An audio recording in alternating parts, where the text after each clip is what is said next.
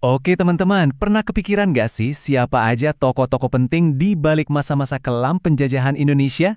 Nah, hari ini kita bakal bedah tuntas kisah 3 gubernur jenderal yang kebijakannya itu benar-benar mengubah wajah Nusantara untuk selamanya. Kita akan lihat gimana tangan besi Daendels, pemikiran modern Raffles, dan sistem kejamnya Van den Bosch ninggalin jejak yang nggak bisa dihapus dari tanah air kita. Coba deh, sekarang setiap kali kalian lagi di jalan raya yang mulus, entah naik motor atau mobil, pernah bayangin nggak kalau di bawah aspal itu ada cerita penderitaan, kerja paksa, dan air mata dari para leluhur kita? Yuk kita cerita lebih dalam lagi. Nah, ini dia nih peta perjalanan kita hari ini. Kita mulai dari proyek raksasanya Daendels, terus kita geser sebentar ke masa Inggris bareng Raffles, sebelum akhirnya masuk ke era tanam paksa yang super menyiksa. Dari situ, kita akan lihat gimana penderitaan justru bisa melahirkan persatuan, dan yang paling penting, apa pelajaran yang bisa kita petik. Udah siap? Yuk, mulai! Oke, kita mulai dari yang pertama, Herman Willem Daendels. Dia ini dikirim ke Jawa dengan satu misi utama. Pertahankan Pulau Jawa dari serangan Inggris, titik. Nggak peduli gimana caranya. Dan cara yang dia pilih itu monumental sekaligus brutal barak. Proyek gilanya apa? Membangun jalan sepanjang 1.000 km dari Anyer di ujung barat sampai Panarukan di ujung timur Jawa. Biar kebayang, itu jaraknya kayak dari Jakarta ke Surabaya, terus balik lagi ke Jakarta. Dan ingat, ini dibangun di awal tahun 1800-an loh, tanpa alat berat, tanpa truk, semuanya murni pakai tenaga manusia.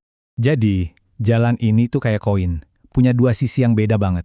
Buat Daendels dan Belanda, ini jenius. Pasukan militer bisa gerak cepat, komunikasi lancar, barang dagangan gampang diangkut.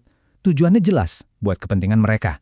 Tapi buat rakyat kita, ini adalah neraka di bumi. Mereka dipaksa kerja tanpa upah, tanpa makanan yang layak, dalam kondisi yang nggak manusiawi, sampai ribuan orang meninggal. Jalan ini secara harfiah dibangun di atas darah dan air mata. Nah, sistem yang dipakai buat ngebangun jalan ini namanya kerja rodi. Gampangnya, ya kerja paksa. Jadi ini bukan sekedar kerja berat biasa ya, tapi sebuah sistem di mana penduduk dipaksa kerja untuk proyek pemerintah kolonial, tanpa bayaran, tanpa fasilitas, dan seringkali sampai di luar batas kemanusiaan. Nyawa manusia sama sekali nggak ada harganya. Oke, setelah era Daendels, kekuasaan di Jawa sempat pindah tangan ke Inggris. Nah, di sini muncul tokoh yang karakternya beda banget, Thomas Stamford Raffles. Dia ini bukan cuma pejabat, tapi juga seorang ilmuwan, seorang penulis. Pokoknya beda deh sama Daendels. Sisi baiknya Raffles ini kelihatan banget. Dia ikut andil dalam penemuan bunga raksasa Rafflesia arnoldi. Dia yang merintis kebun raya Bogor yang keren itu. Nulis buku super penting judulnya The History of Java. Dan dia juga yang pertama kali ngasih perhatian lebih ke Candi Borobudur. Oh iya, satu lagi yang unik. Kita nyetir di jalur kiri itu, nah, itu warisan dari zaman dia loh. Tapi, di balik sisi baiknya, ada kebijakan ekonominya yang juga problematik. Namanya sistem sewa tanah atau land rent.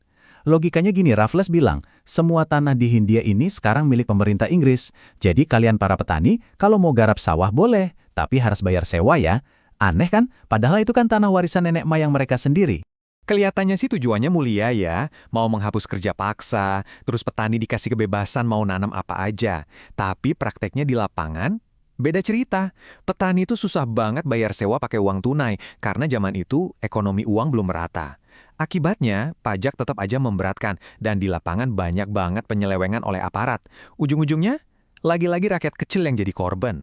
Kekuasaan Inggris ternyata nggak lama. Belanda balik lagi, tapi kondisi mereka lagi parah banget.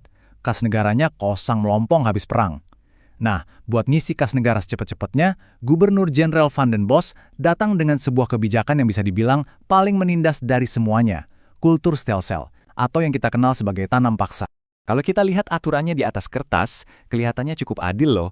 Rakyat cuma perlu nyerahin 1/5 tanahnya buat ditanami tanaman ekspor kayak kopi atau tebu. Terus tanah itu katanya bakal bebas pajak.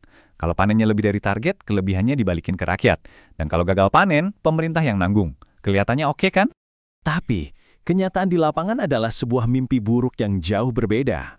Aturan-aturan manis tadi itu cuma hiasan di atas kertas. Realitanya, janjinya cuma 1/5 tanah, prakteknya seluruh tanah petani bisa dirampas. Kelebihan hasil panen nggak pernah sampai ke tangan petani. Waktu kerja jauh lebih lama dari waktu tanam padi. Dan yang paling parah, Petani dipaksa nanam tanaman ekspor, sampai mereka nggak punya waktu dan lahan buat nanam padi untuk makan keluarga mereka sendiri. Sekarang, kita lihat dampak nyata dari semua kebijakan ini buat rakyat Indonesia. Dan jujur, ini adalah bagian yang paling menyedihkan dari sejarah kita. Inilah akibat paling mengerikan dari tanam paksa. Karena dipaksa fokus menanam tanaman untuk diekspor, bukan untuk dimakan, terjadilah kelaparan massal yang luar biasa. Coba lihat angka ini. Di daerah Grobogan, antara tahun 1848 sampai 1850, 9 dari 10 penduduknya meninggal dunia. Bayangkan, dari populasi hampir 90.000 orang, yang tersisa cuma 9.000. Ini bukan sekedar angka, ini adalah genosida lewat kelaparan. Penderitaannya itu gak cuma di sawah. Kutipan ini nunjukin gimana kerja paksa itu jadi beban buat seluruh desa. Mereka dikerahkan bukan cuma buat pemerintah kolonial, tapi juga buat memperkaya para pejabat lokal. Jadi penindasannya itu terjadi berlapis-lapis, dari atas sampai bawah. Anehnya, di tengah penderitaan yang begitu dalam, ada satu hal yang gak terduga lahir. Sebuah benih kesadaran baru mulai tumbuh di antara rakyat kita. Justru dari penderitaan inilah lahir sesuatu yang luar biasa. Orang Jawa, orang Sunda, orang Madura, orang Sumatera, mereka semua merasakan sakit yang sama di bawah penindasan yang sama. Mereka mulai sadar musuh mereka itu bukan tetangga yang beda suku, tapi penjajah yang sama-sama menyiksa mereka. Nah, perasaan senasib sepenanggungan inilah yang jadi lem perkat seperkuat yang pertama kali menyatukan kita. Inilah cikal bakal lahirnya bangsa Indonesia. Oke, setelah kita menjelajahi 3 periode kelam ini, sekarang waktunya kita buat berhenti sejenak dan berefleksi. Apa sih yang bisa kita pelajari dari semua ini untuk kehidupan kita sekarang dan di masa depan? Coba kita pikirin bareng-bareng. Dari kerja Rodi Dendels, sewa tanahnya Raffles, sampai tanam paksanya Van den Bosch, apa sih benang merahnya? Walaupun caranya beda-beda, tujuannya cuma satu, memaksimalkan keuntungan sebesar-besarnya untuk penjajah dengan mengorbankan kesejahteraan dan bahkan nyawa rakyat pribumi. Tapi di balik semua kisah sedih ini, ada nilai yang luar biasa yang bisa kita ambil, yaitu ketahanan, daya juang, dan semangat untuk bertahan hidup yang dimiliki leluhur kita. Dalam kondisi yang paling sulit dibayangkan sekalipun, mereka nggak menyerah. Dan semangat itulah yang mereka wariskan ke kita semua.